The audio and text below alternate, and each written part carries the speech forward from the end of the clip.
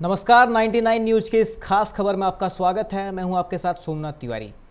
धनबाद जिले में कोरोना के संक्रमण के बढ़ते खतरे को देखते हुए जिला प्रशासन ने जिले में 20 कंटेनमेंट व बफर जोन बनाए हैं। इसके अलावा कोविड मरीजों के लिए अस्पतालों में 350 बेड लगाए गए हैं, जबकि 500 बेड स्टैंड बाई मोड में रखा गया है, जबकि 60 बेड का आईसीयू भी तैयार किया गया है। कोरोना से दूसरे फेज की इस जंग में क्या है जिला प्रशासन की तैयारी, बताएंगे हम अपनी इस खास रिपोर्ट में। कोरोना का प्रसार काफ़ी तेजी से बढ़ रहा है। पिछले 2 माह के अंदर कोरोना संक्रमण से 4 लोगों की मौत हो गई, जबकि रविवार तक जिले में कुल संक्रमितों की संख्या 120 तक पहुंच गई है। जिला प्रशासन यह मान रहा है कि आने वाले दिनों में जिले में एक्टिव मरीजों की संख्या में काफ़ी तेजी आएगी। प्रशासन ने कोयलांचल वासियों को भरोसा दिलाया है कि वह घबराएं नहीं, बल्कि प्रशासन का सहयोग करें।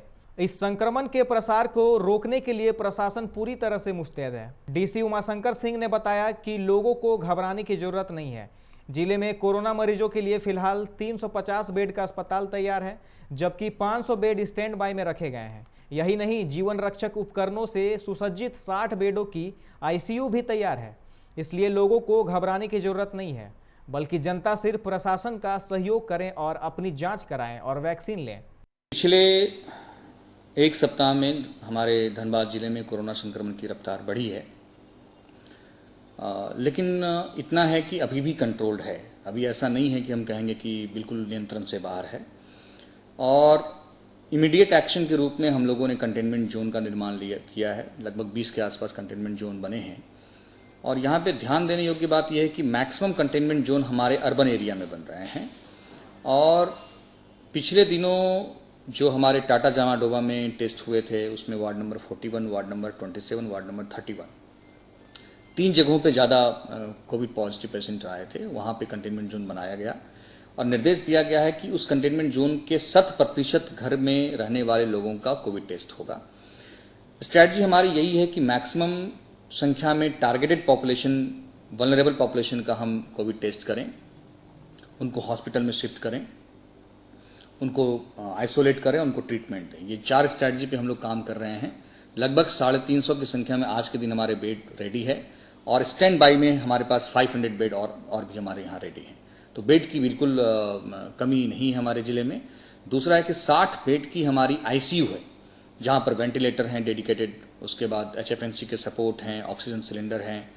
जिले में वैक्सीनेशन केंद्रों की संख्या कम किए जाने पर जानकारी देते हुए उपायुक्त ने कहा कि जिले में टारगेट की तुलना में वैक्सीन की कुछ कमी हो गई है, जिसके कारण फिलहाल 41 से 45 केंद्रों पर ही टीकाकरण का काम किया जा रहा है। उन्होंने बताया कि वैक्सीन की कमी की सूचना राज्य सरकार को भेजे जाने के बाद ही कल रात जिले में 7000 वायल भेज दिया गया है, परंतु जिले में प्रतिदिन 8000 लोगों को वैक्सीन दिया जा रहा था। वैक्सीन की कमी के कारण केंद्रों की संख्या को घटाया गया ताकि लोगों को परेशानी ना हो। वैक्सीन की बात करें, चूंकि अभी हमको दोनों फ्रंट पे हम लोगों को काम करना पड़ रहा है। एक तरफ टेस्टिंग ड्राइव को फास्ट करने पड़ रहे हैं, लोगों को शिफ्ट करके इलाज करना पड़ रहा है। दूसरी तरफ हम लोगों को वैक्सीन पे भी काम करना पड़ रहा है। तो वैक्सीन में धनबाद जिले में पिछले 2-3 दिनों से हमारे टारगेट के तुलना में कुछ वैक्सीन कम हो गए थे, परंतु राज्य सरकार ने तुरंत इसमें संज्ञान लिया और कल हम लोगों को रात को 7000 वैक्सीन मिली है।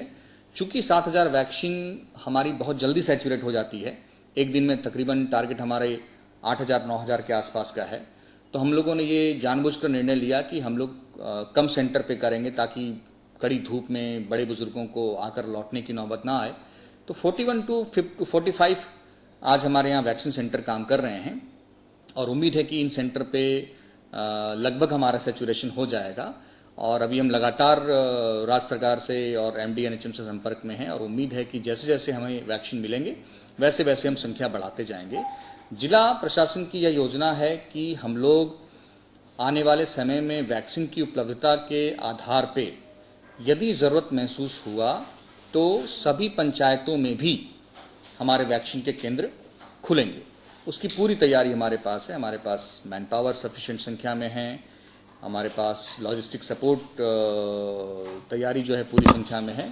हम लोग जितना अभी टेस्टिंग कर रहे हैं तो अर्बन क्षेत्र में हम लोगों को पॉजिटिवनेस की संख्या बढ़ रही है, तो उसके एहतियात के लिए, उसकी लोगों की सुरक्षा के लिए प्रोटोकॉल के अनुसार हम लोग कंटेनमेंट जोन बना रहे हैं कंटोनमेंट जोन बनाने के पीछे पर्पस है कि अगर वहाँ पे कोई और लोग हैं तो हमारे डॉक्टर्स के निगरानी में रहेंगे, ताकि हम उसकी कॉन्टैक्ट ट्रेसिंग कर सकें, ट्रीटमेंट कर सकें, और अगर थोड़ा सा उसमें उस तरह का सिम्टम्स डेवलप होता है तो तब तो हम लोग तुरंत उसे कोविड हॉस्पिटल में ले जा सके।